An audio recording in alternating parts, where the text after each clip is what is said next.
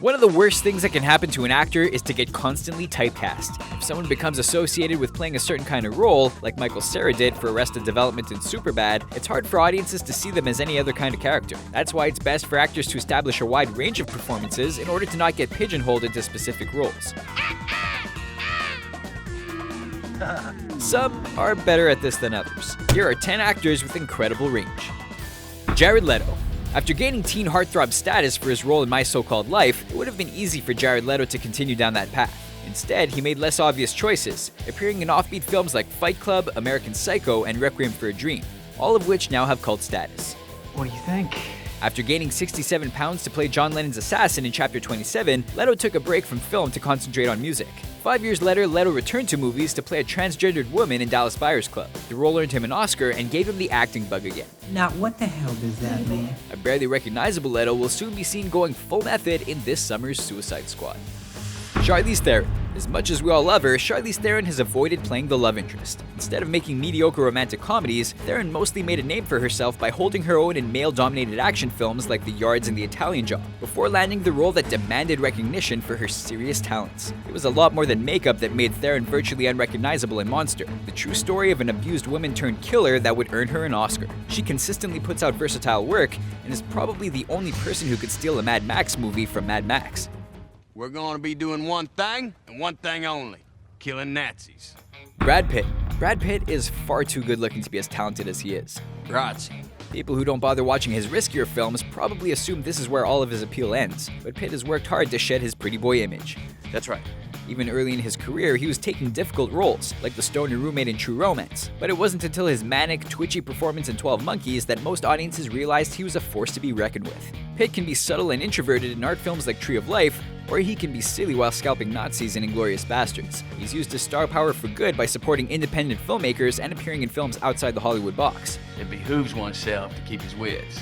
You really never know where Pitt will pop up next. What did I miss? Heath Ledger. Heath Ledger appeared in less than 20 films before he died at age 28, but in his short career, he demonstrated more range than most actors do in decades of work. If you look at his most famous roles, you'll find a sensitive bad boy, a knight in shining armor, a closeted cowboy, and the scariest comic book villain ever committed to screen. It felt like Ledger was just getting started, and it's sad to think what could have been if he'd been able to continue on his exciting career trajectory, but at least he made the best of the time he had. Cate Blanchett. There's a timeless quality to Cate Blanchett that makes it hard to believe she only started appearing in films in 1997. It wasn't long until she gained worldwide acclaim for her portrayal of the Queen in 1998's Elizabeth. From the angelic Galadriel in Lord of the Rings to the hard-nosed Katharine Hepburn in Martin Scorsese's The Aviator, directors count on Blanchett to pull off whatever outlandish requirements they seek. She disappears into her roles and can master any accent, but most people will probably have a hard time telling you where she's from, even the wisest cannot tell, or don't even realize that she's already been nominated for 6 Oscars and counting. Gary Oldman.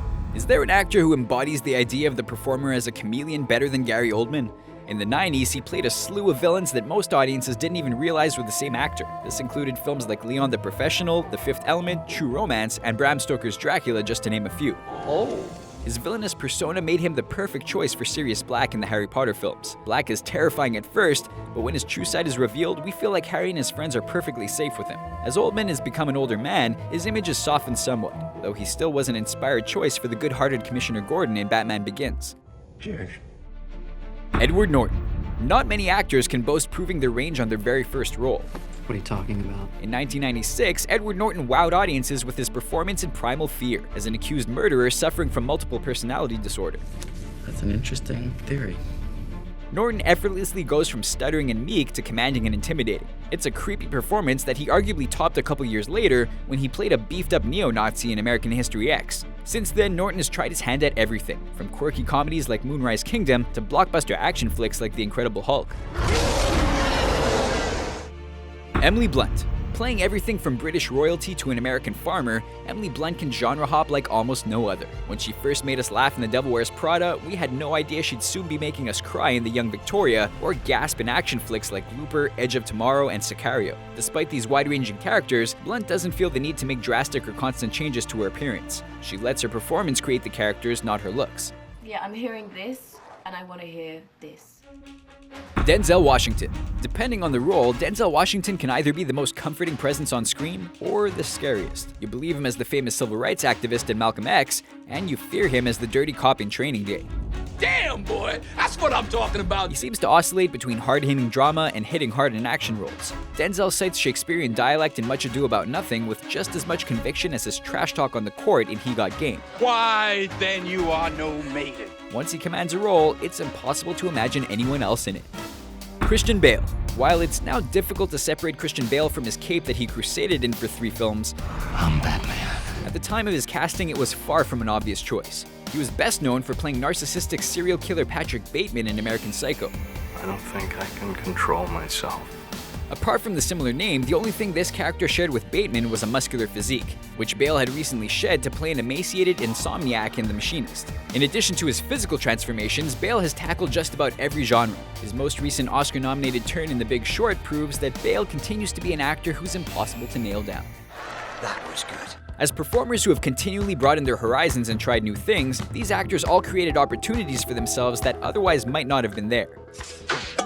What actors do you think have demonstrated the biggest range? Did we miss anyone? Let us know in the comments below, and be sure to subscribe for more videos like this one.